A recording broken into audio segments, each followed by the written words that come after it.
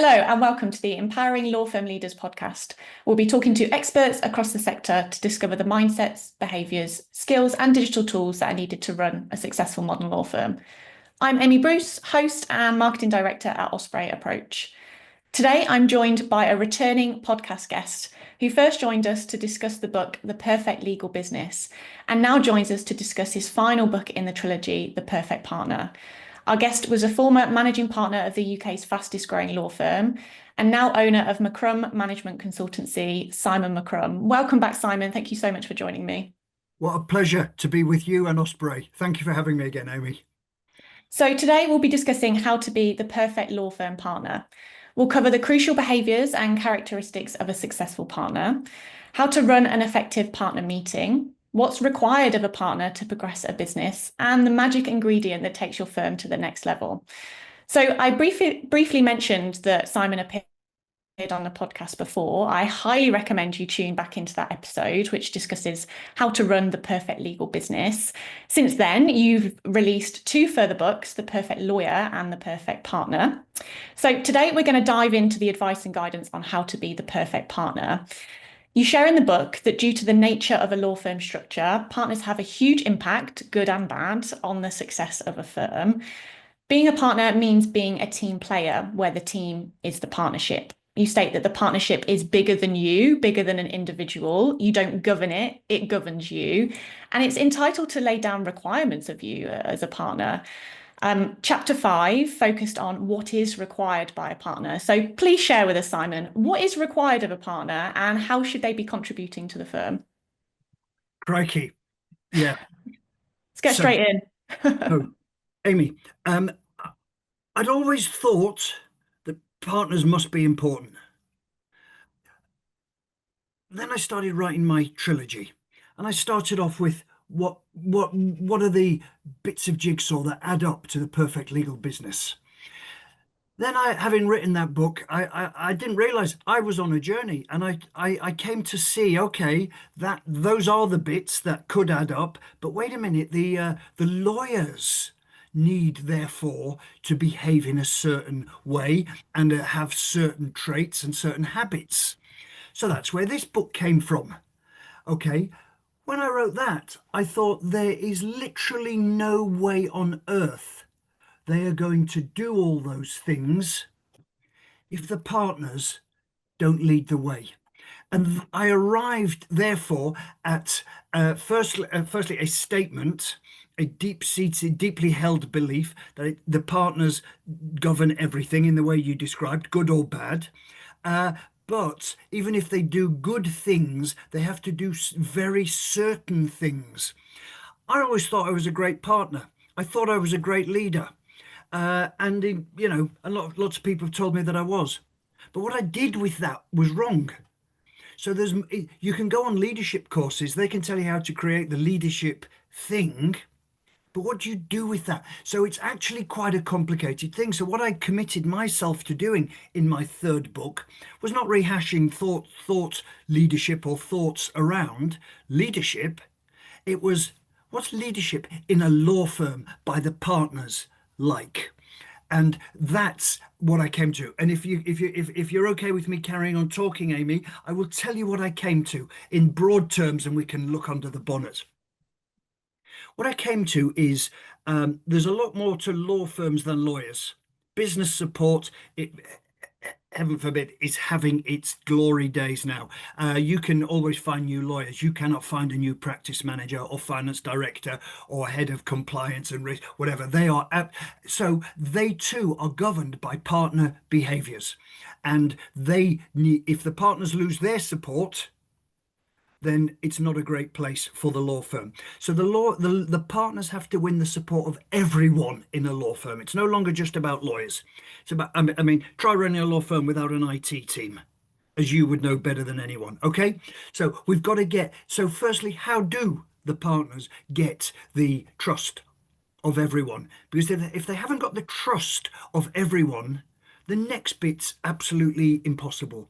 So how do you get the trust? And it's a question to you and your listeners, just in your heads now. Who do you trust or not trust in life? Because it doesn't get any more complicated than that. in a law firm business environment. Do people trust you or not trust you? And it's obvious. Are you nasty? Are you toxic? Are you chaotic? Do you have favorites? Do you make false promises? Do you go back on what you've said? Do you deliver? Do you do what you say you're going to do? Okay, so there we go. Those are things. And in the book here, you'll recall there's lists not made up by me, although I was one of my interviewees, because don't forget, I've been through all of this. I had partners that I would have followed to the ends of the world, and I had partners that I would throw out the window when I was a young blossoming lawyer. So I was an interviewee, but I interviewed lots of other lawyers. What makes you trust a partner? So that they can, and I tell you what, the more I got into this, the more what century are we in at the moment? Are we in the 21st century? A very 21st century concept came to prevail. Influencers. Mm. Partners are the influencers. If without them, who do they think is going to do the influencing? So how do you become an influencer? The answer is people have to trust you, firstly. And I interviewed lots and lots of young lawyers, and they came up with the list in this book. And in fact, some of the horrendous interviews are in this book about what makes a good partner, what makes a partner trustworthy, so that I will let them influence me. And it's basic human stuff. So if I was to give a very short answer to your question, what makes a good partner? The answer is a good human. That's the beginning. And you'll recall the story. I won't steal my own thunder, but the lovely story in the very last page about what makes a great partner. Now, however, now you're in a position to influence. If you exhibit what I've called in my book leadership behaviours, you are now in a position to influence. And I believe I got to that position. The problem was I influenced people in the wrong direction. And that's the second acid test. And we can move on to that as this podcast develops. Absolutely. I love that we've started the conversation on trust. It's such the fundamental and sometimes overlooked, but you're right. That's the way that if we're honest and we're trustworthy and we do what we say we're going to, that's how we have the biggest influence. So I love that we've started there and you're true. That sort of sets the entire foundation. The book is filled with examples, experiences, interviews, some very eye-opening. So it's definitely worth grabbing the book and having a view through those. So in your experience, you shared that you've seen that some partnerships have no rules. There's no recognized way of doing things. It can be a group of sort of self-governing, siloed individuals where everyone's doing whatever they want. I know that you're very strongly in favor of having a way of doing things that help you come together and achieve your goal or mission. You say that partners need to come together to discuss these things. They're not just going to happen out of nowhere. And often that's in the form of partner meetings. What makes an effective partner meeting? I know you can share what makes them really bad, but let's start with what makes them, effective. Lots of partners okay, I've spoken to thousands of partners in my work. An awful lot of them, and probably most of them, dread the forthcoming partners meeting. Here we go again. The same old stuff that gets kicked into the grass. Partner A will absolutely derail the meeting. Partner B will just talk and talk and talk, and no one. And it is often said that no one listens. They just wait for their turn to speak. However, if you stand back and if you rise up and look down on it, you can see why. A lot of the time there isn't a direction to discuss. There isn't a plan. There isn't anything to no framework for the meeting. It is literally, can all you really strong-willed, very clever, argumentative people be in the boardroom at 5 o'clock and we're going to kick a load of stuff around. So it's not the meeting's fault. It's not the partner's fault that is so. If you go back though, and you have this stuff, I'm not very good at rocket science, Amy. I keep things simple, as you will know from you've clearly read the book. If there had been at the start of the financial year a partner's brainstorm, where you analysed and arrived at what things we need to improve, and you delegate responsibility to different partners for improving or leading the way, or stimulating improvement around each bit, so that when you come together everyone can report back. You've got a structure for the meeting. So you can't suddenly say, right, we're going to have a different meeting this week, I'm sending out an agenda. No one's got anything they believe in. They're still waiting to talk about what's important to them and their team. So you've got to go quite a long way back in order to get improvement down the line. Now, if you have that brainstorm, some people put a fancy name on it. They call it a strategy day. Come on, it's a brainstorm where everyone's involved but not in limitless, boundary-free ways. What do we want to achieve here? And the answers are obvious, aren't they? What do we want to achieve? We want every single client to get a life-changing service.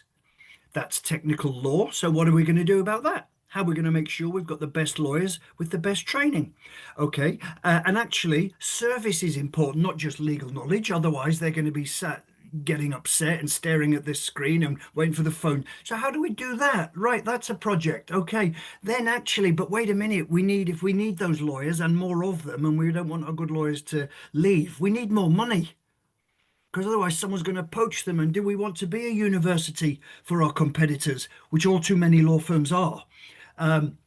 So how do we make more money? Right.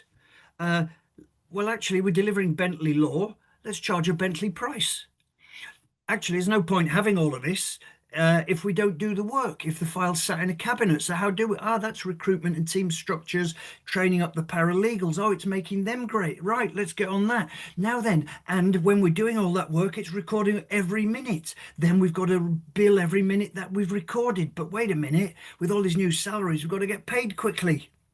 And wait a minute, what about we need more work for all of our teams? Why are they all looking for new clients? Why aren't we looking after the clients we've got?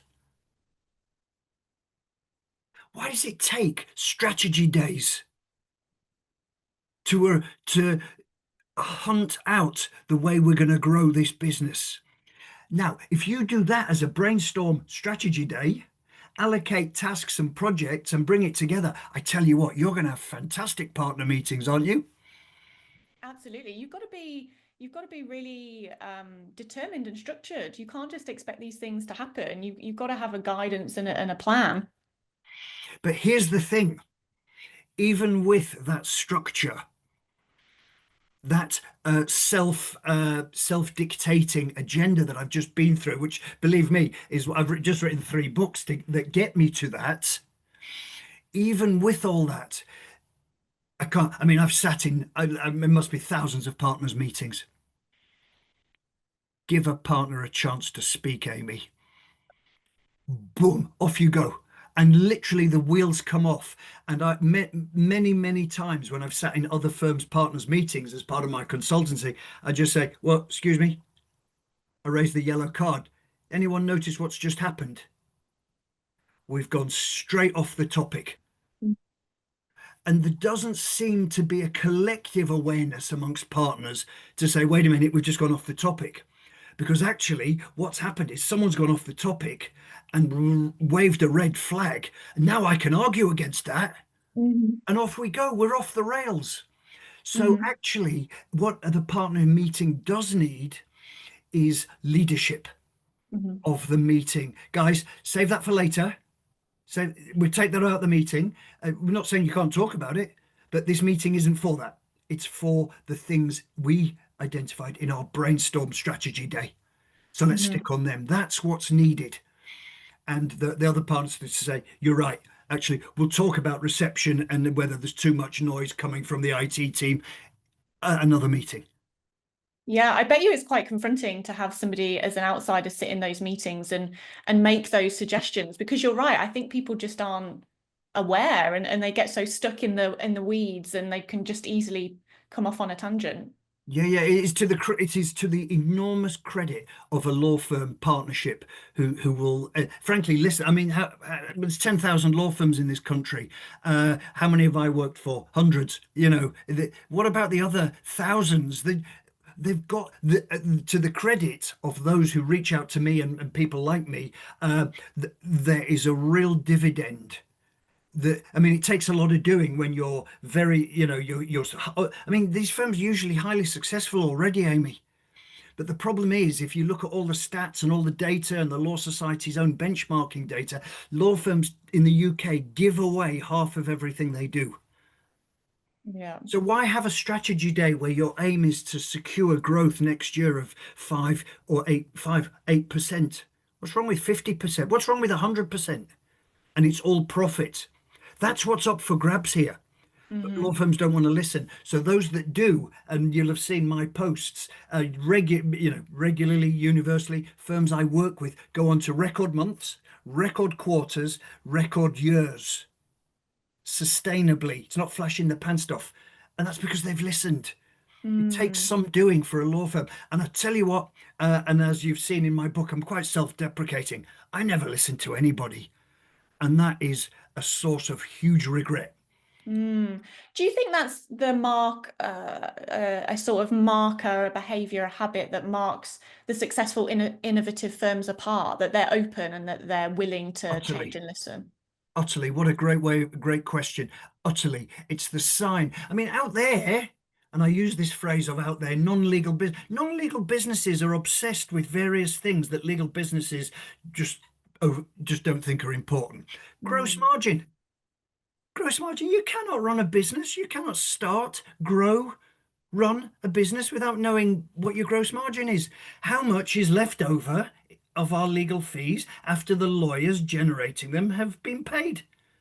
It's the beginning and the end of everything. How many law firms have gross margin as their key KPI, and then whether that those bills have been paid? So gross margin, debtor days. It's the beginning and end of everything out there. Okay, and the other thing that's big out there is bringing in business consultants. Most Hmm. law firm partners have seen one law firm. Some Yeah. might have seen two or three if they've had some mobility in their career. I've seen hundreds. People like me have seen hundreds. Can you imagine what we've learned? Hmm. Why don't people listen? Out there, people listen and invite. There's a global management consultancy um, industry, and it works. We don't because wait a minute, we know case law. So how hard can business be? Absolutely, absolutely. And I share your thoughts from a tech point of view. We've implemented and seen tech in thousands of firms. We know exactly what works and really what doesn't. So Absolutely. take advantage of that. Take Yeah, advantage of yeah, the yeah. expertise of others. If I can, Amy, can I take you back to something we talked about earlier about you asked me a very blunt but germane question, which is what makes the perfect partner? Of course. Well, you asked for my book of, as you've seen, I've asked lots of people what of different tiers in a law firm and so on. What makes the perfect partner?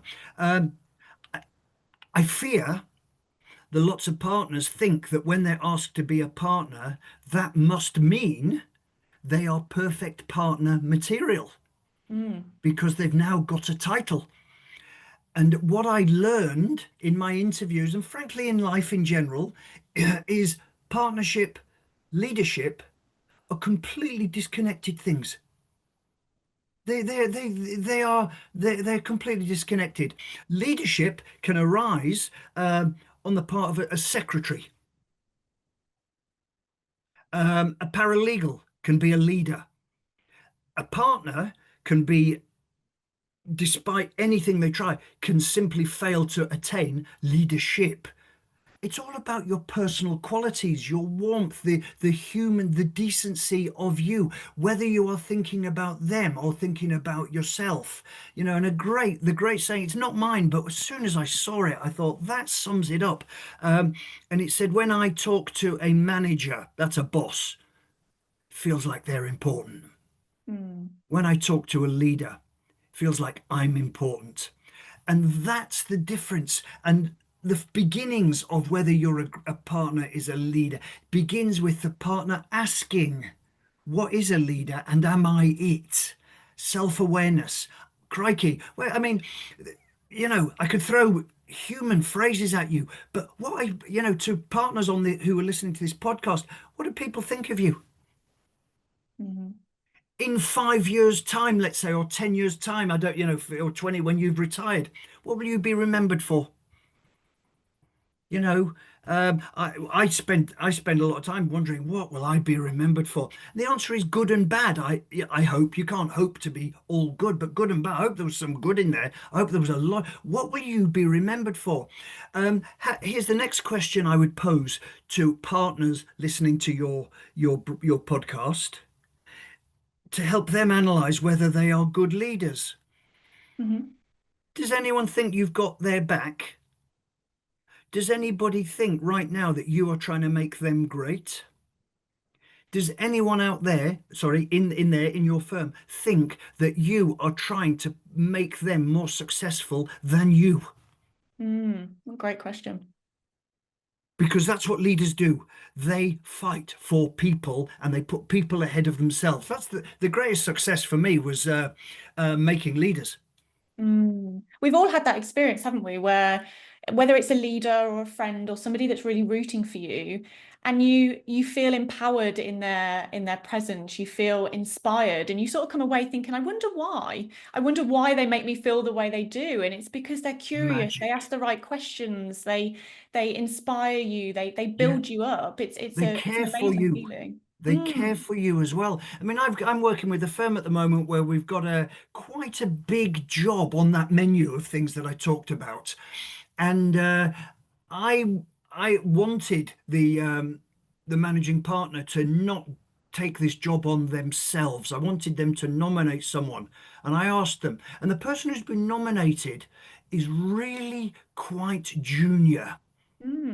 It's Interesting. fantastic Hmm. work. I now work with that junior person on a piece of jigsaw that's got a major part. I'm doing a lot of the work, but you can't expect the person to know things. They've never been put here. But oh my goodness, they're going to be a different person because of it. Now, that is called leadership by the managing partner, and it's lovely. And I'm going to help make this person great. Do you know what that person said to his mum and dad when they went home that night? Mm. It's magic. It's called magic, isn't it? It's called gold dust. And it's better than, I mean, you can't believe some of the stories in my book, can you? Of partners who belittle people, ignore people, who have favorites, who exclude people, who throw books at people. This is the 21st century. Absolutely. And you call it the magic ingredient in your book. You share that leadership magnifies, amplifies, Yep. exponentially increases the good that comes from your team. It really does Yep. set the foundation. It does. So, and of course, one of the great things with privilege comes responsibility. And one of the Mm, great things about being a managing partner is you're responsible for everything. One of the terrible things about being a managing partner is you're responsible for everything. Everything that goes wrong is your fault. Now, if you are driving the business and you're looking at getting fees up for the year because you've got a growth target of 5% on turnover, which is just such a you know not the best way to go. You might say to your partners, right, I need you build 300 last year, I need you to build 350 this year. Well, that partner is going to sit at their desk and build 350 this year, and it's going to make the firm a bit more money. But imagine if using leadership and its exponential powers of leverage, imagine if you got 20 people to each build 50 grand more. mhm. Well, that's £1 million by delegating, by empowering, by leading the way, etc. So it's a business failure to overlook leadership and its leverage powers. Absolutely. And I want to sort of touch on some best practices and the sort of practical elements of how we get there. So chapter 6 is titled Moonshot. I love this chapter. You say in it, you can't exaggerate the heights that are attainable, or the extent of change that is possible if Yep. all partners come together and adopt and adapt new priorities and disciplines. You say that firms need to break away from old traditions and habits to propel them Yeah. to destiny. It was very inspiring chapter. You say that this starts with rails. What are rails and why do we need them for the journey? Rails is a derivative of the word rules. I don't like rules.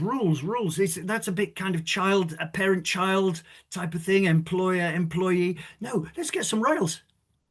What works? You can't impose this stuff on people. They have to arrive at it. Hence the brainstorms that I talk about together, because you will arrive at sensible things that no one, not even the cleverest lawyer can argue against. No, I'm not delivering a good service. No, I'm not going to get my bills. I mean, no one can argue against this stuff. So, but you can't impose this because then you get what we've got now in law firms around the world, which is where management is barking at people. It doesn't work. Get them to design the rails that we are going to stick on, and then we will move along them. And at every meeting, it might be boring, for at least for the first 10 years. Let's see how we're doing on our rails because delivering a life-changing service, making a good amount of money, changing the lives of everyone in the business, changing the destiny of the business and everyone, those aren't things that go out of style. So they are rails. Let's get on them and move along them. But we can't impose rails. People have to design them together. And then the partners' roles are quite clear. Are we are we on the rails or are we coming off? Let's stay on them. But more importantly, broken down trains sit on rails. So we have to move along them. Mhm. And that's the partners, that's leadership. That's called leadership. But the risk for partners is they're going to find that there's non-partners doing a really good job at leading along rails.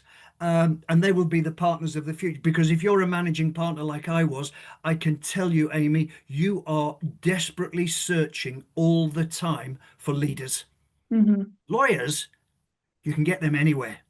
Leaders, now we're talking. And that, so there's an accelerated career path available.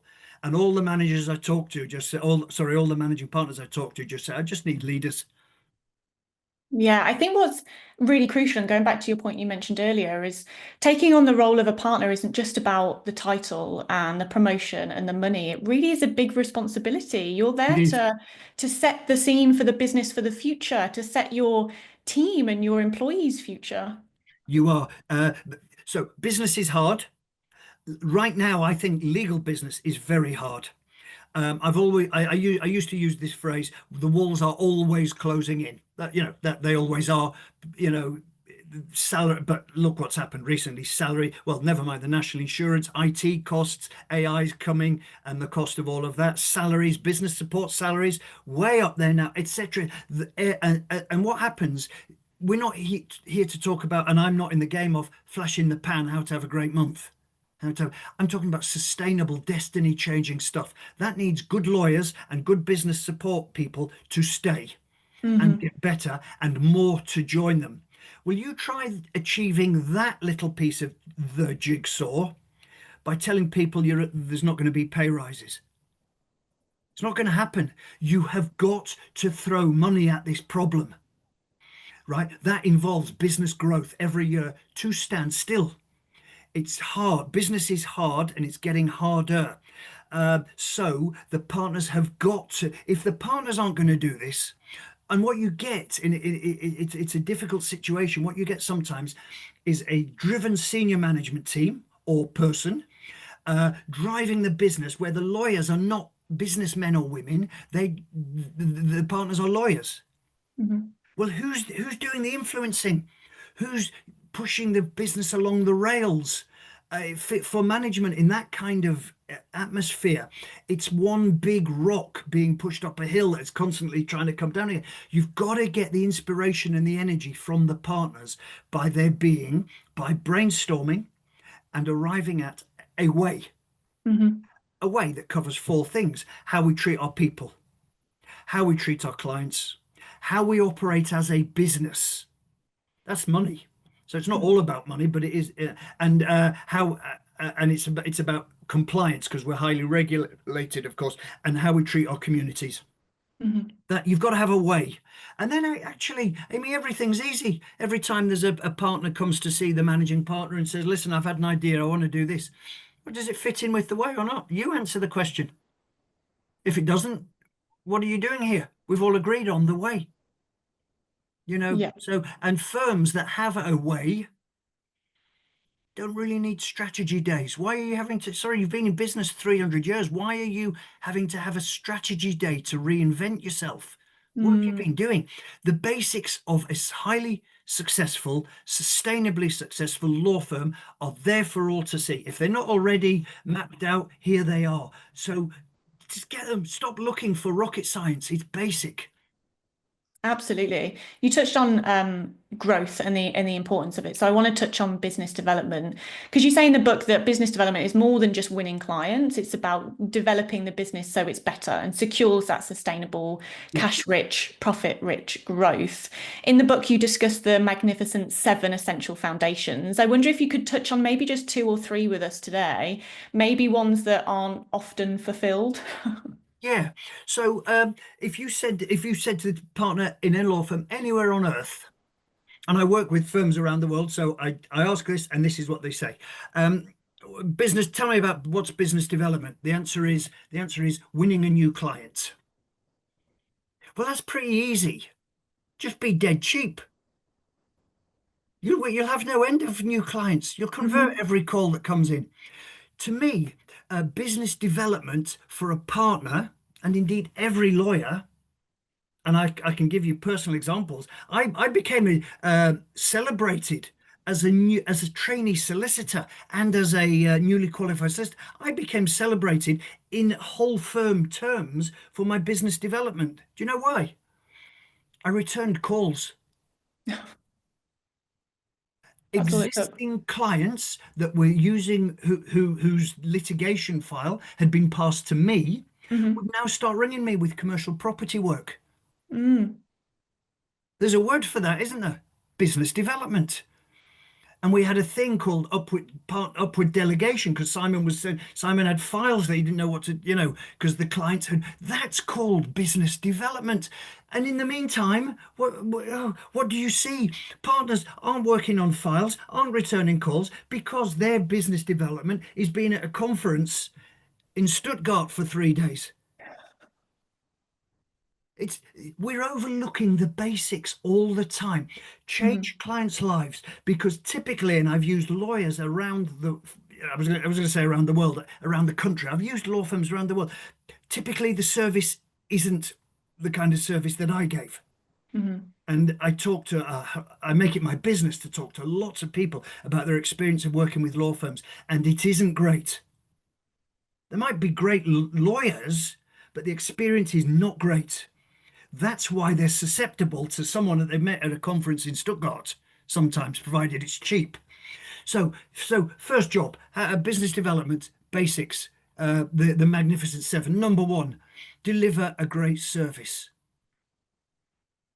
That's it. Okay. Number two, explore with the client what care they need, Mhm. not what you can sell them. What care do they need? You might have it under your roof, and I tell you what. And if it's the same level of service as you're giving the client, then they're gonna, the clients will say, you get to the point that I got to in my own firm where people say, crikey, there's something going on here. Everyone we touch in your firm is amazing. Mhm. Boom, we become the fastest growing law firm in the country. Sorry, I haven't mentioned sponsoring Ascot horse races. I haven't mentioned LinkedIn campaigns. I haven't mentioned Google ads. I haven't mentioned that kind of stuff. Just do a good job and talk to your clients and engage with them and see what they need that you've got. That's to me, don't do anything. The reason this doesn't happen a lot of the time, lawyers are too busy. They think that, and they're often under pressure, particularly partners are under pressure to be seen to be doing BD in the conventional sense, i.e., Mhm. out there. So to me, that hinders the ability to deliver a great service and be ahead of every client on every file. And also, personal billing targets mean they've got to take on more work and they're just too busy. Hmm. Mm-mm. Clients don't mind, dear. To me, clients' biggest complaint is the bill isn't big enough. Hmm. Think about that.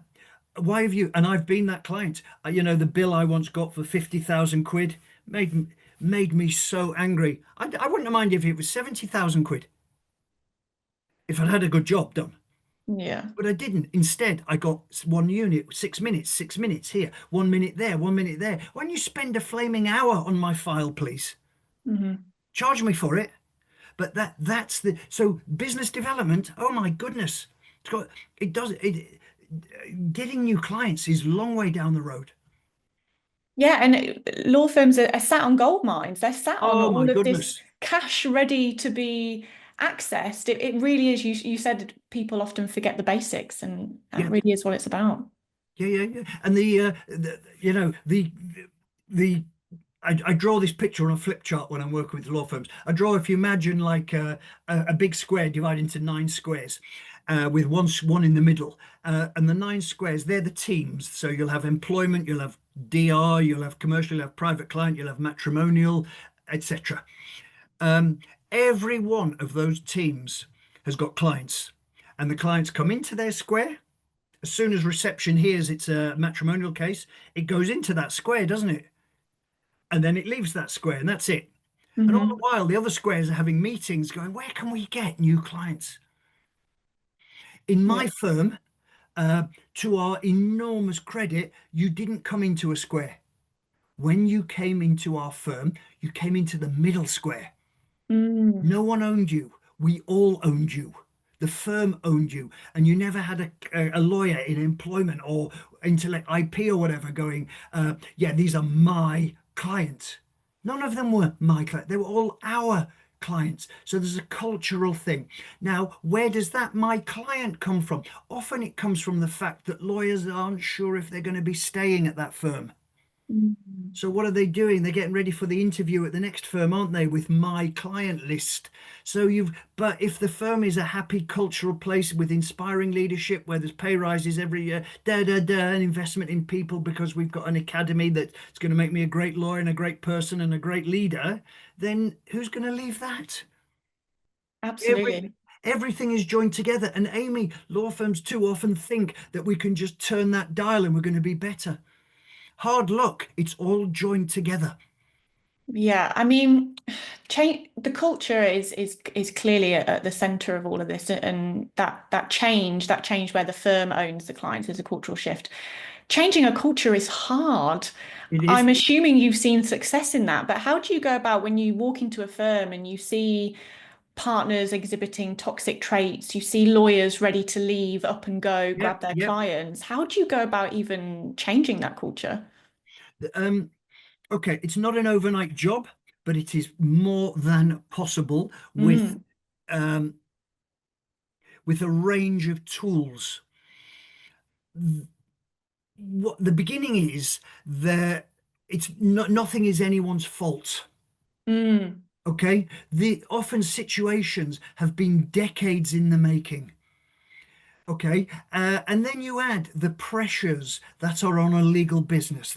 Believe me, the risk, cyber, staff turnover, and often at the root of it all, cash pressures, profit pressures, growth. You literally, it's not abnormal nowadays, Amy, for a law firm to project the financial year ahead and have quite a big increase in turnover, but there's still to be a reduction in profit. mm, That's heart-wrenching.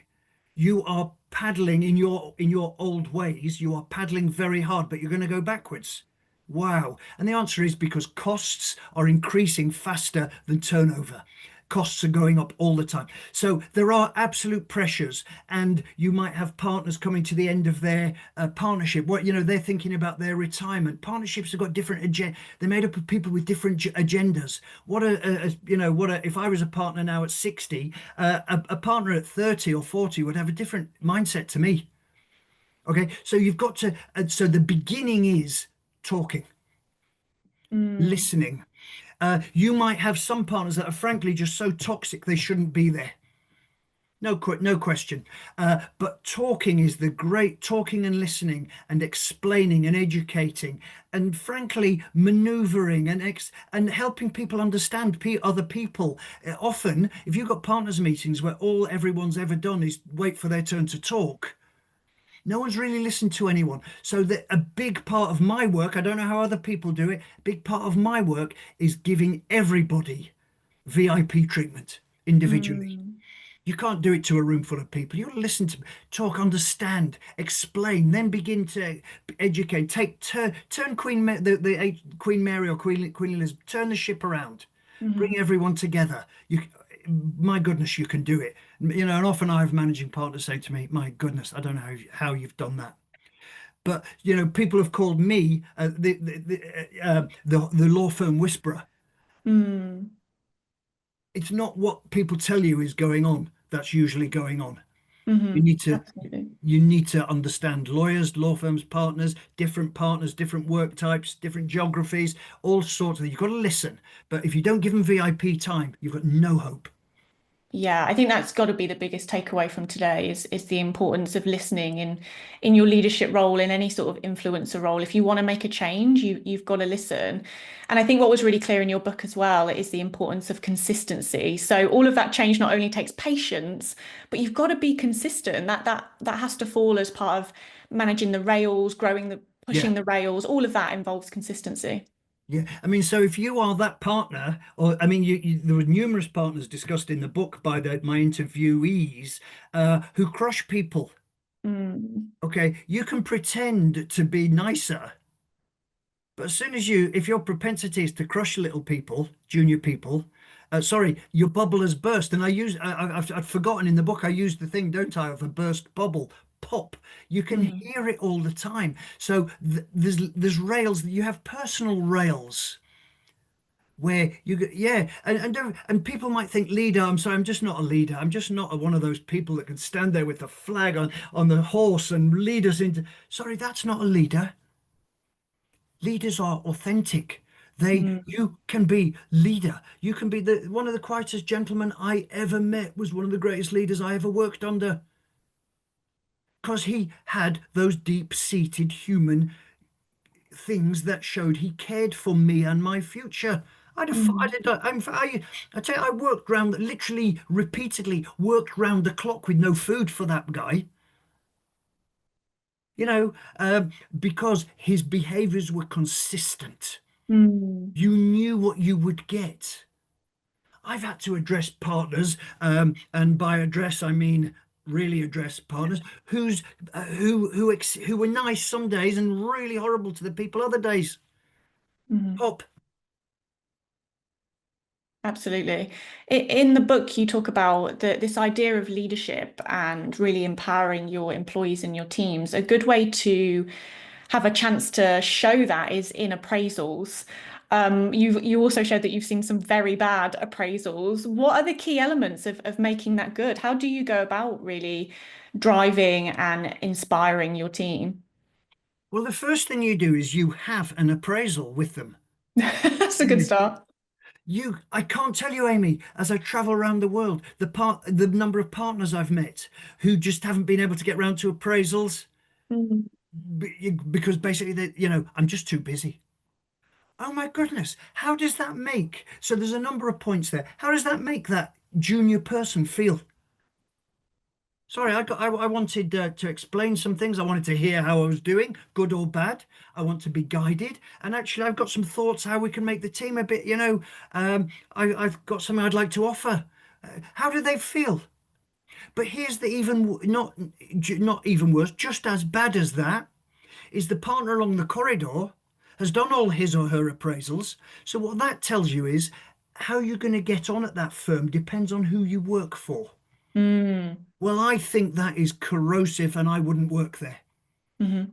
Okay? Has to be consistent. There has to be a way. You can see how everything's joined together. There has to be a way how we treat every person here. Not if you're in that team, you well done. If you're in that one, hard luck. That's sorry, Mm. that's utterly flawed. and you're not going anywhere fast. Okay, so number one, there has to be appraisals. Number two, that you have to don't do it as far as possible, do it face to face, not online. Online can work, but what does it show the person, that the appraisee, when you've said no, I need to meet you in a room, please? Mhm. What does it show? It shows that you think they're a VIP. We're now talking the bag of gold dust is now coming out of the pocket. It's not formulaic, so all you see is the top of their head. It's a discussion and it's honest. And I talk in the book about the moment my legal career took off. I ended up as an equity partner, non-fee earning equity partner in a 50 million turnover magnificent law firm. I tell you, that takes some doing. I had zero chance of getting it until one partner sat me down. Okay. And later, other partners took me under their wings, and a great number of equity partners in the firm supported my, frankly, bizarre progression. It was all down to individuals, and the beginning partner said to me, Simon, you're a clown. Well, that takes some doing. Mm. It's a lot easier, frankly, if you're a busy partner and you want to get back to your work, and you've got a lunch with some accountants, and frankly, most of them are a total waste of time. It's a lot easier to just tell the junior lawyer, yeah, yeah, carry on, you're doing great, doing great. No, make them greater for the benefit of the business. Mike Jones, the partner that took me under his wing and told me you're a clown, he happened to do me a great service. But you know who the real winner was? The firm, because I went Mhm. on to bring in millions, many millions of pounds every year for the firm. That's called leadership with a business slant, isn't it? Absolutely. Would you say that that experience has had the biggest impact on you becoming a good leader? I mean, you interview so many others in the book, but would you say that that was a big sort of influence on who you became? Yeah, I genuinely do that, and others. And Joy Kingsley, the managing partner, was another person. Vincent O'Farrell. These are names. So here we go. Why is it I'm a 61-year-old man, Amy, and I still remember Mm. these moments? I tell you, there's a load of moments I can also regale that I'm not going to talk about, because with other, in my life, that crushed me. But why do Mm. I remember these inspiring moments? It's because of the power of leadership, isn't it? And yes, I'll never forget how I felt when the managing partner, Joy Kingsley, asked me how much she thought I should be paid. And I told her with a kind of, gulp. And she came back and she said, we're going to pay you more than that. Mhm. I will never forget. Absolutely. And I tried to do that because, how did it make me feel? I don't think I'm an abnormal human being. I knew what it would do. Mhm. And telling people you let yourself down there. I think it's one of the biggest favors you can pay people. Couldn't agree Let's more. work together to make sure you put a better foot forward next time. I'm totally on your side, etc., etc. That yes, these moments absolutely stuck with me. They still do. Absolutely.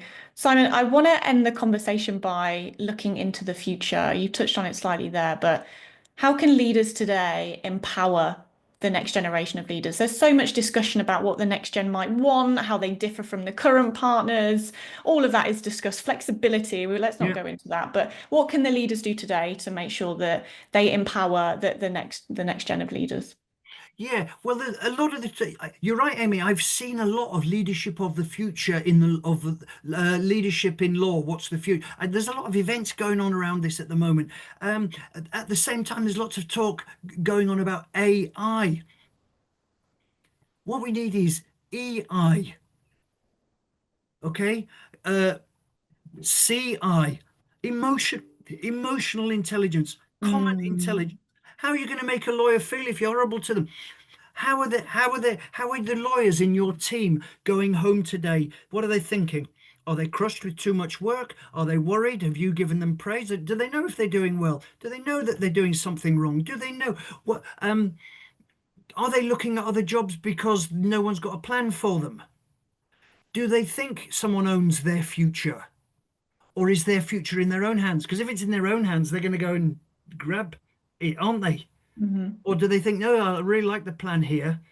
Um, am I on the outside of my firm or am I on the inside? Has my boss got a kind of gang? Am I in it?